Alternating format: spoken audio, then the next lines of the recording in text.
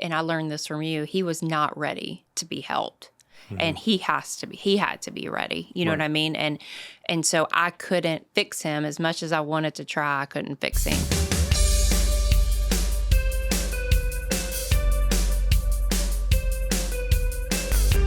Well, on today's episode of the Recovery Vow podcast, I have my beautiful wife, Kristen Kennedy. Kristen, thank you for being here today, babe. I'm honored. You and I have been married for 10 years this May, and so I want to hear a little bit about you, your point of view as a spouse, meeting somebody in recovery, dating somebody in recovery, and then what it's like being married to someone in recovery. And you can share whatever you want, the good, the bad, the ugly. Tell us that part first, and then I'll ask you some questions after that. But what's life been like with me? With the Eric Kennedy.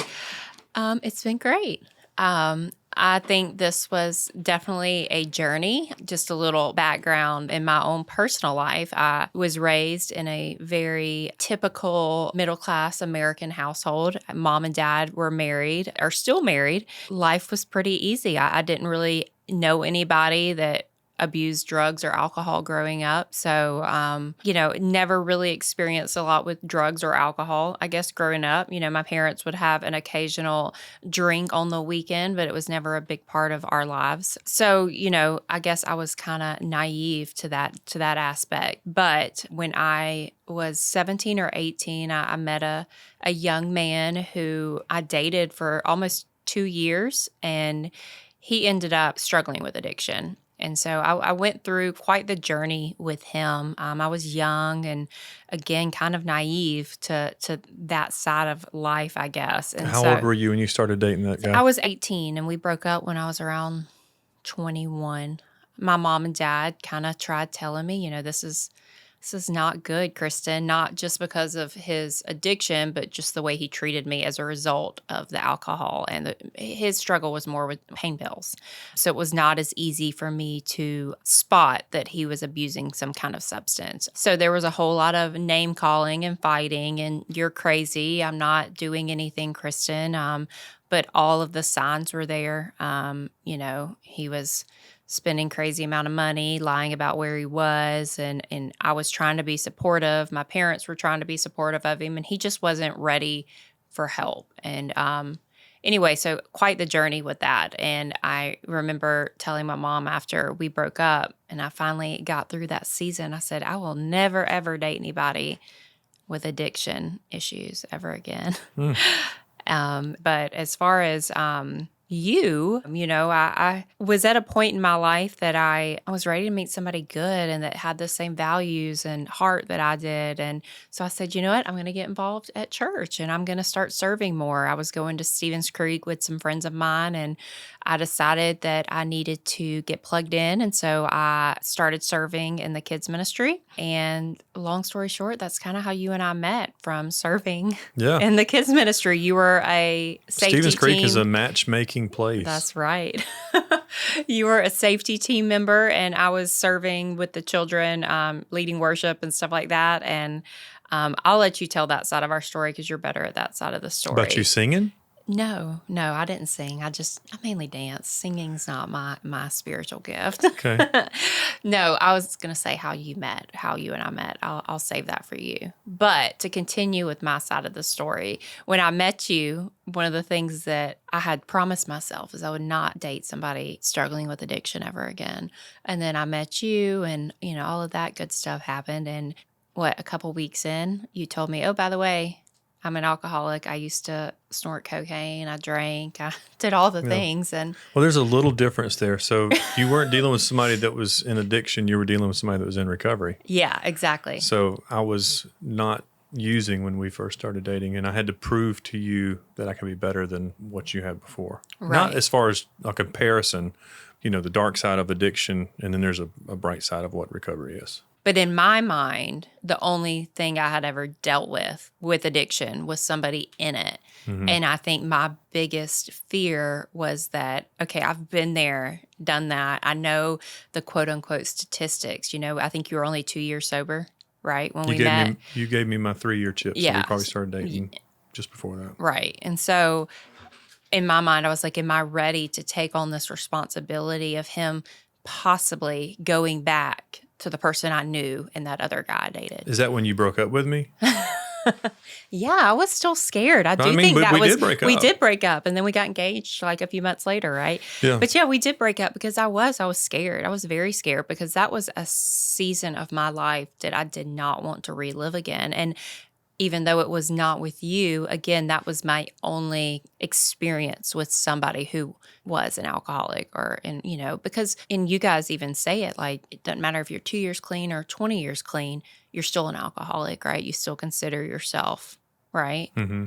Because Once an addict, always an addict yes, is kind of what they say. And so I had to trust, but I think the biggest thing for me was I finally realized that there was one major difference between you two, and you had a relationship with the Lord, and he never had that. You had found your higher power, as they say in AA, and he didn't have that. And so you had that strength in your walk with recovery that he didn't.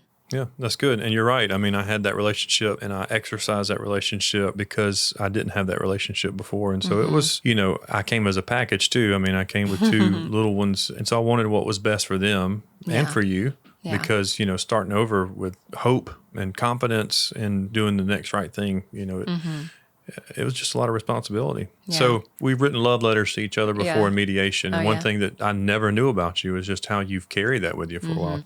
Somebody that is in addiction, talk about what that does to the spouse or the partner. Yeah, I mean, it did. It affected me more than I realized. Again, I grew up with a mom and dad who had a very healthy marriage. And I look back now and realize how blessed I was for that gift that I was given. And I never heard my dad yell at my mom. I know they fought, all normal couples do, but I never watched a man treat a woman terribly. You know what I mean? And when I was in that relationship with him, there was never any physical abuse or even anything close to it, but there was a lot of emotional and verbal and mental abuse. And again, I was so young and it was my first relationship. And, it was silly stuff. He would just lie to me about things, about where he was. And I'd be like, that doesn't make sense. And I would question it and you're crazy. Like, that's the biggest thing. I'll never forget. And he called me names and I think that's what stuck with me so much because I did not like being yelled at. And that's one thing that is my trigger, I think, is anybody raising their voice. And I think that's why that was his resort. And I would back down and, but I love him so much. And so I am crazy and I believed myself. And so my heart goes out to women who do reach out to me that know I'm married to somebody in recovery because that's some of the things they deal with. And it's not okay. It's not okay. But I stuck by his side and I said, I want to help you. But and I learned this from you, he was not ready to be helped. And he had to be ready. You know what I mean? And so I couldn't fix him as much as I wanted to try. I couldn't fix him. And so I guess just the verbal abuse. Yeah. And it was abuse, and I look at that now and I realize that. So that's good. Let me ask you a question. I don't think I've ever asked you this question before. If you were married to that person, would it have... Thank you, Lord. I'm not. But if you were, how would you walk through that as a spouse so that you could save your marriage? What steps do you think you would take? I think the first thing that you can do, and this is the only thing that you can do that you can be in control of, is to pray for them. Just wholeheartedly, just pray those strong, specific prayers of what you want to see God do in his or her life, and leaning on him is your best bet. Because again, you can't change somebody, but I truly believe that you can with his help. Yeah. We had a couple on that she's a counselor and her husband is in recovery. I think it's important for not only females, but male and females. But I think it's important for them to hear the things that they need to do to help rebuild or strengthen their marriage, and prayer is a priority. Is there anything in our marriage that makes you realize that being with someone in recovery is okay? There's so many things that are more than okay about our marriage. You know what I mean? Like, sometimes I forget that you're in recovery, and just because you are just a true testament that through him, people can change. And so again, that's why I think prayer is so important. You know what I mean? It's just because it can happen, but you have to have him. in the middle of it Yeah. to help lead that. And so What do you see that stands out in our relationship that recovery gives our relationship? I think hope, I think as odd as this might sound, I trust you That so shouldn't sound much. odd. It might sound odd to somebody who's walking in the thick of this, Yeah. that I trust you more than anything now because I've seen what you've gone through and what you've overcome. Mm-hmm. And I know it doesn't always feel like this, but I do. Like your leadership, like I trust your decisions because if you've made it through some of those, and I've heard your stories, some of those darkest spots that you've been through, and you knew the steps to take to overcome what you overcame. I just trust you so much. So trust is a big thing that couples need to Yeah, hear. and it's something that, again, when you're walking through the thick of it, it might not feel like that's going to be the strongest attribute that you look back at and say, yeah, I've got a lot of trust in my partner and he's an addict, or she's an addict. But I mean, seeing you overcome what you overcame. Someone that's really in recovery, like working the steps, walking through that program, what does it give to the family dynamic? I think recognizing that it is hereditary, and I think being open with our kids, especially the boys and the ages they are now, about how quickly one drink can turn into That's good. a huge struggle. And I feel like we have a really open relationship with our boys because of it. And I think that they respect that that's something you've walked through because you have been so transparent with them. Generational, I mean, we talk about that. You use that word a lot, breaking that generational curse or overcoming that, what is it, a generational gap? Is that what you say? Yeah. Just overcoming that. And just, again, being transparent, I think it's given our boys a whole other level of respect for you too. They remember going to the liquor store with you, and they look at you now and they see, how far you've come. They see a legend. They see a legend. Yeah. They might not always say that. Well, I'm just so thankful for your transparency, your honesty, and I really appreciate you understanding my family dynamic. Like my mom and dad are fantastic people. Oh, yeah. And my brother, and they're salt of the earth people. But, I came from a different background than you did, and your background was way different than mine. And we've just kind of merged. Yeah. And to see that it's okay and people can make it, we wouldn't be where we are, I don't believe. If I was an addiction before we got married, I don't think we would be as strong as we are. No.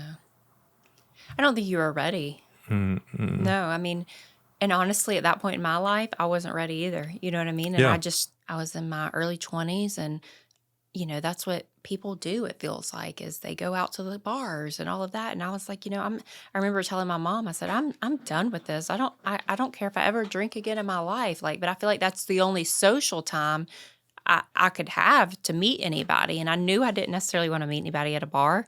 And that was one thing about you is I was trying to get involved at the church to meet a good guy, somebody at the church. And then I met you, and you were wonderful, and you were serving. I was like, okay, this guy's great, Mom. I have to tell you all about him. And then 2 weeks later, it's like, bam, but never mind. He's an alcoholic. He's in recovery. And I remember saying, God, what did I do? I thought I did it right this time. I met this guy at church, and you hit me with a big doozy here. He's in recovery, and he's got 2 kids, and these kids are cute and they're great, but that's scary. And I had so many doubts, and that is one reason we broke up. I was just so scared because it was changing a lot based on, again, what the plans I had in my head my life was supposed to look like. Yeah.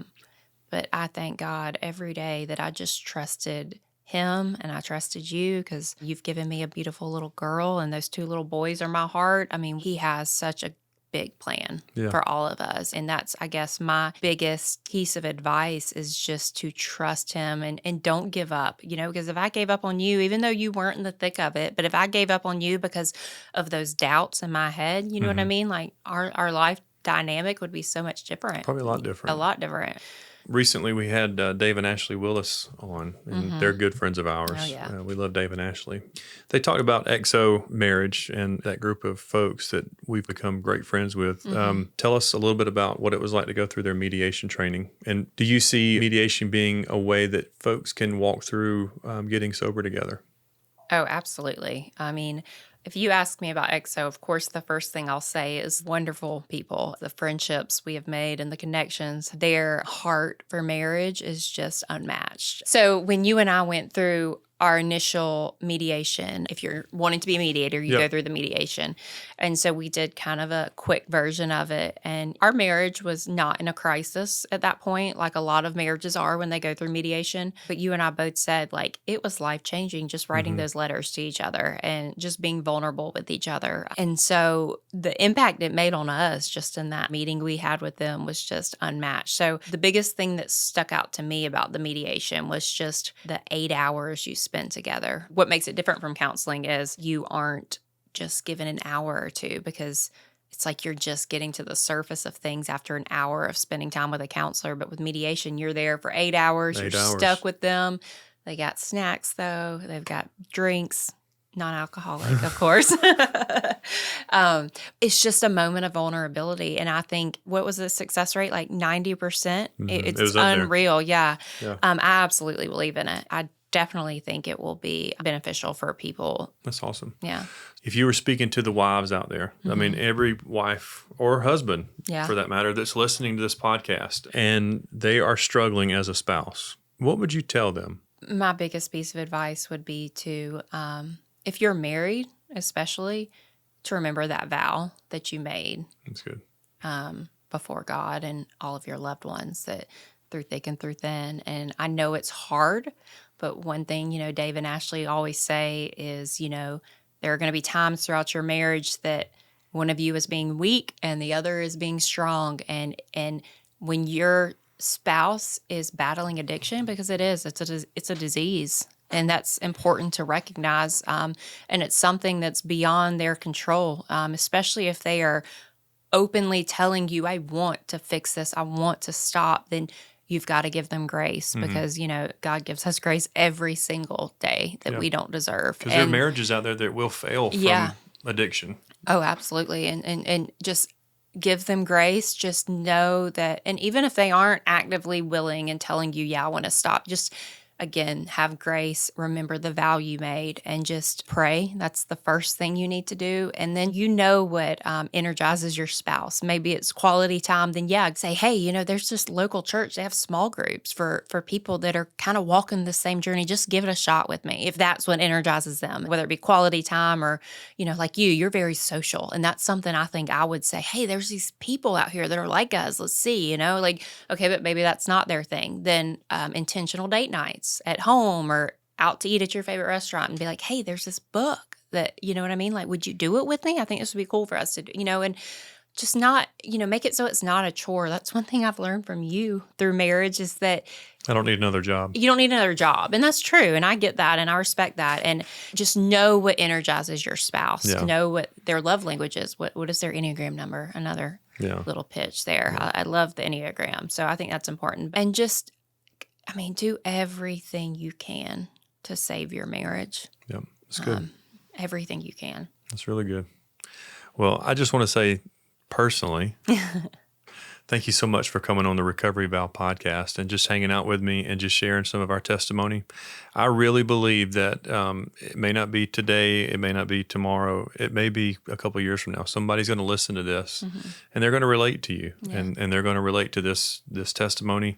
I appreciate you just sharing and being open. Yeah, absolutely. Thank you for being the good in this. I'll be the good later too. Oh, hush, Eric. All right, this is not Dave and Ashley's podcast. Okay. Hey, everybody. Thank you so much for joining us today on the Recovery Vow podcast. I'd love to connect with you. If you would like to connect with us, you can reach us on our Instagram page at Recovery Vow. And on that page, we have a link that you can pre-order your book for Marriage After Addiction, Getting Our Life Back Together. You can also check us out on our website at recoveryvow.com, or you can email me direct at recoveryvow@gmail.com. Thank you so much for joining us today. I look forward to getting with you again soon. Today's episode is brought to you by Goldmec, Newsom Electric, S&S Supplies, Carpet Cleaning Pros of Augusta, Rhett Walker, Atlas Health and Wellness, Norval Fixture and Appliance, Augusta Lawn and Turf, the Augusta Dream Center, Bagwell Insurance, Sally Kohler Photography, Burrow Elijah Attorney at Law, Communigraphics, Kendra Neal Studio, Kendrick Paint and Body. Sponsors, thank you so much. This podcast would not be possible without your support.